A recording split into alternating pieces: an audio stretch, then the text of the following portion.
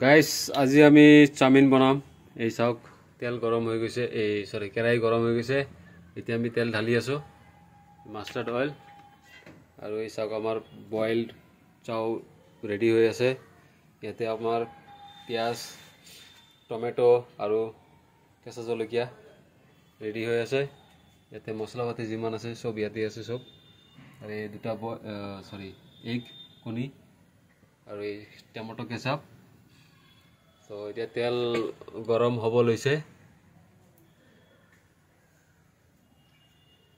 তেলটো গৰম হোৱাৰ পিছত আমি কি ঢালিম কণী অমলেট বনাই লম কণী ভুজিয়া বনাই লম দুটা কণী আছে তো চাই থাকক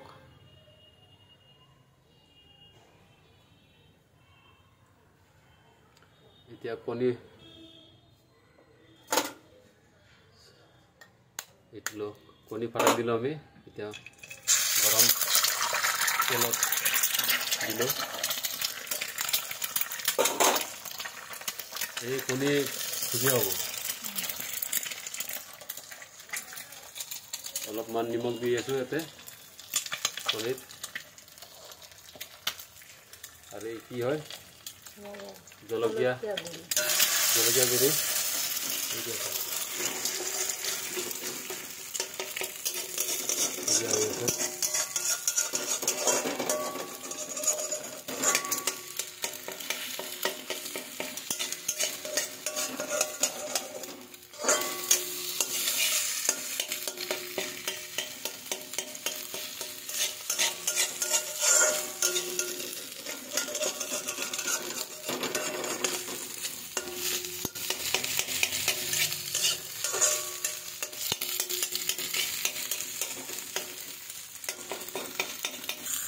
এই সব আমাৰ ভুজিয়া ৰেডি হবই আৰ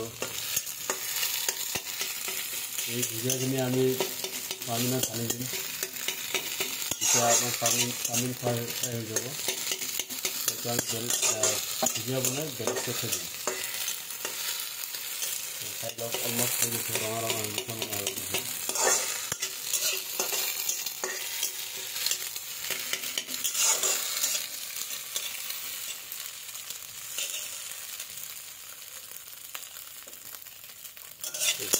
আমি আমাৰ বেলেগ প্লেটত লৈ আছোঁ এতিয়া ইয়াৰ পৰা বেলেগকৈ ৰাখিম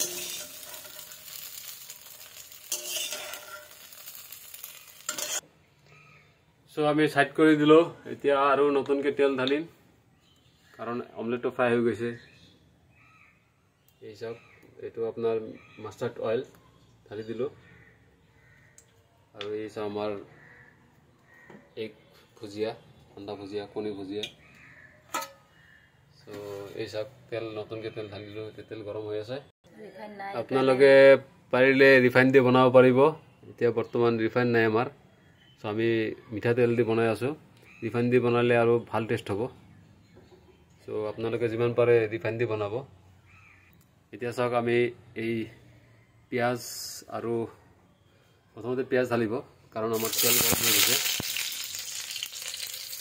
এই সব পিঁয়াজ ঢালা হৈ গ'ল ৰহুনো আছে আৰু কেঁচা জলকীয়া একেলগে ঢালি দিছে এতিয়া আমি মিক্স কৰিম গোটেইখিনি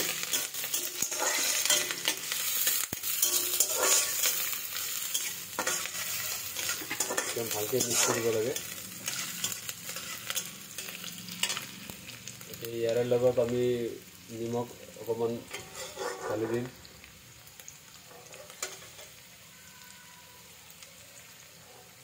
এইটো আপোনাৰ মতে নিমখ যিমান খায় সেইটো মতে আপোনালোকে ঢালি দিব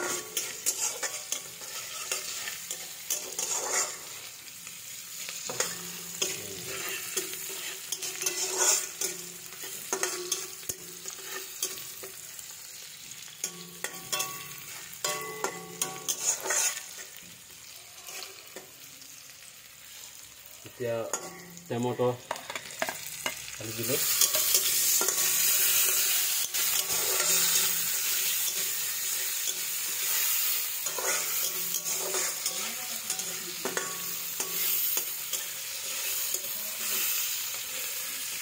আপোনালোকে পাৰিলে ইয়াতে ধনিয়া পাতা এড কৰিব পাৰে, কিন্তু ধনিয়া পাতা আমি ধনিয়া পাতা নিদিওঁ, আমি ডাইৰেক্ট পাউডাৰ দিম।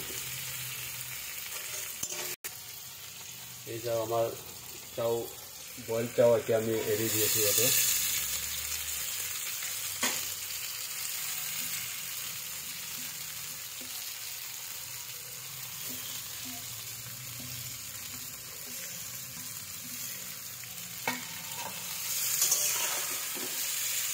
অলপ ভালকৈ মিক্স কৰি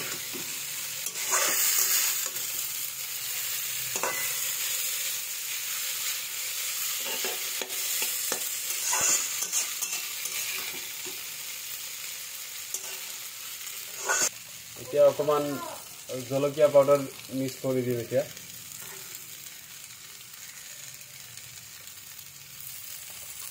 তো আমি ইয়াতে জলকীয়া পাউডাৰ এড কৰি দিলোঁ। এতিয়া আমি ভালকৈ মিক্স কৰি,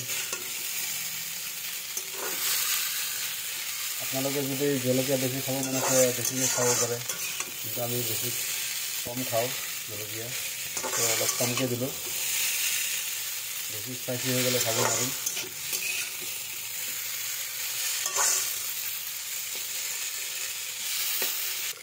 তো মই অলপ লাৰি দিওঁ। চব ফ্ৰাই হৈ আছে।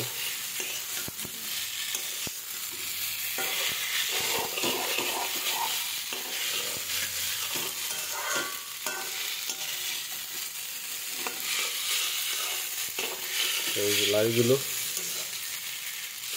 আমি ঘৰত মাত্ৰ 3জন আছোঁ, তো বেছি বনোৱা নাই। 3জনৰ কাৰণে ঠিকেই আছে, ইমানখিনি হৈ যাব।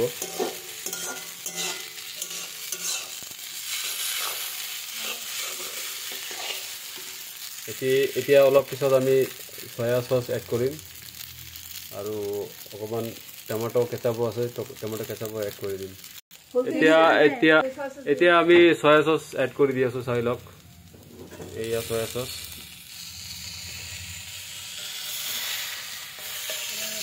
এড কৰি দিলোঁ, আৰু লগত অলপমান ভিনেগাৰো এড কৰি দিলোঁ।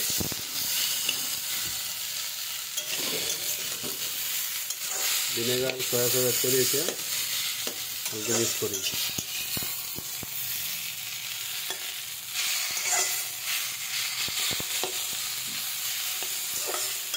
আৰু অকণমান ইয়াতে টমেটো চচ এড কৰি দি আছোঁ। এতিয়া এই আমাৰ টমেটো কেচাপ, তো ইয়াতে আমি খালি দিম, বেছি নহয়, অকণমান। তো এইখিনি চব এড কৰি দিলোঁ। এতিয়া চাব, অলপ টেষ্টটো অলপ এড হৈ যাব, ইয়াতে এড হৈ যাব।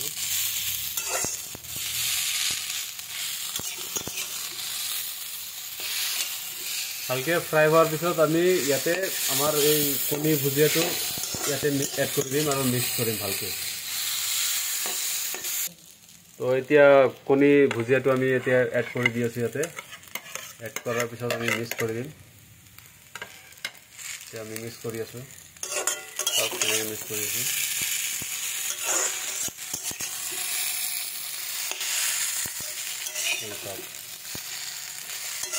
একদম বঢ়িয়া হৈ গৈছে, ধুনীয়া লাগি আছে।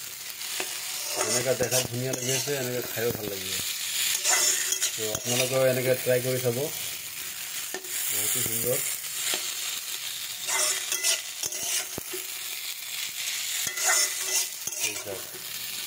এতিয়া এনেকৈ অলপ টাইম আপুনি মিক্স কৰি থাকিব।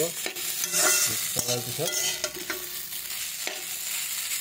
ৰেডি হৈ যাব, আৰু ৰেডি হোৱাৰ পিছত আপোনালোকে খাই চাব, এনেকৈ ট্ৰাই কৰি চাব। তো এই ৰেচিপিটো যদি ভাল লাগিছে, আপোনালোকে এই ভিডিঅ'টো লাইক কৰিব, শ্বেয়াৰ কৰিব, আৰু কমেণ্ট কৰি জনাব এই চাওমিনৰ ৰেচিপি কেনে লাগিছে। তো ধন্যবাদ, থেংক ইউ ফৰ ৱাচিং।